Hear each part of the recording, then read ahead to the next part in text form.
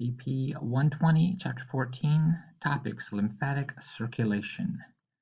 So, the lymphatic system has three main functions. The first is collecting and transporting excess fluids from interstitial spaces. So as fluids build up in our various tissues, it will transport it back to the cardiovascular system. Two, to transport dietary fats. These are in specialized structures called lacteals found in the small intestine. And this is part of how we get our nutrients from the foods we eat. And then finally, defend against disease, especially our specific immune response that allows us to target a particular pathogen that is infecting us and try to destroy it. So, lymphatic circulation, movement of fluids. Well, to start with, it all begins with what are called lymphatic capillaries. These are these microscopic closed-in tubes that are found in the same areas as we find our blood capillaries. And they're located within the interstitial spaces and are able to take in excess fluid. And since they are closed-in tubes, this means that lymphatic circulation is actually a one-way road. So it starts here and then goes in one direction and only one direction. No circling.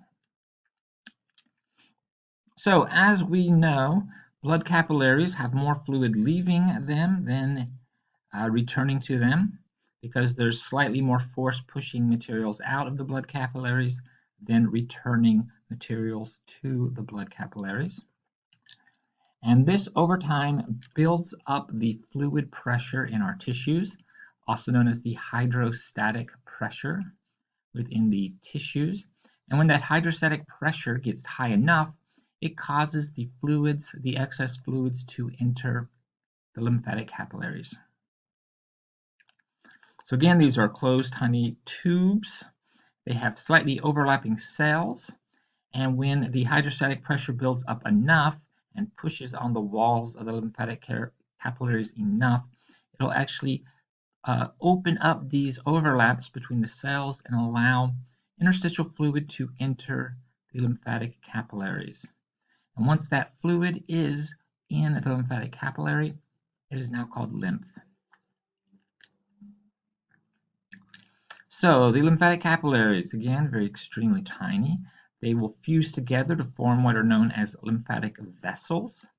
Lymphatic vessels are similar structurally to veins. Matter of fact, they even have valves. So the lymphatic vessels also have valves to make sure the fluid moves in only one direction. And that's up to the point where it can return the fluid to the cardiovascular system. Along the lymphatic vessels are structures called lymph nodes.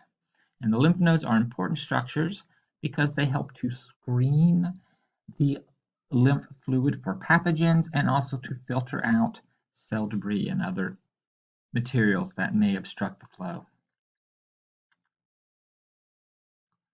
So the various lymph vessels will eventually fuse to form one of 9 lymphatic trunks, or a number of lymphatic trunks, and then the lymphatic trunks will be draining fluids from specific regions of the body. The body ends up getting broken down into 9 regions, each with its own lymphatic trunk.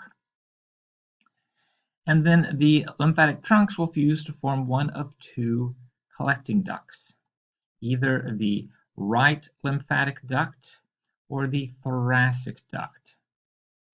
And the right lymphatic duct and the thoracic duct then return the lymph fluid back to the bloodstream at approximately the location of the subclavian veins.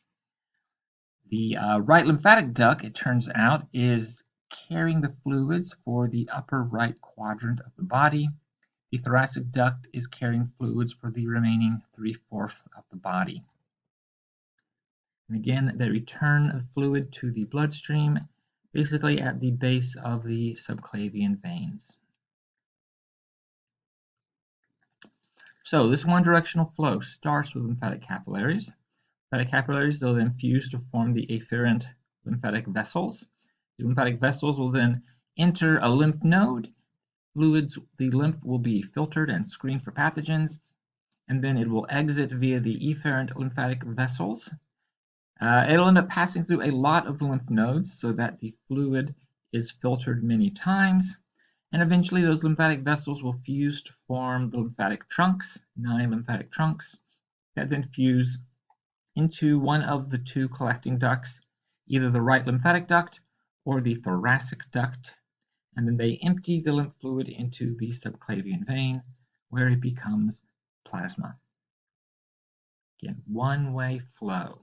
Capillaries to vessels, to trunks, to ducts, back to the bloodstream. Now, similar to veins, lymph vessels are under extremely low pressure. So they have extremely low fluid pressure. So much so that it makes it extremely difficult for the lymph fluid to overcome gravity. So, just like with veins, the lymph vessels are positioned around skeletal muscles, allowing the skeletal muscles to squeeze the lymph vessels whenever the muscles contract, and that squeezing will force the lymph fluid up in the direction it needs to go. Fluid cannot go backwards because, again, we have those valves preventing that from happening.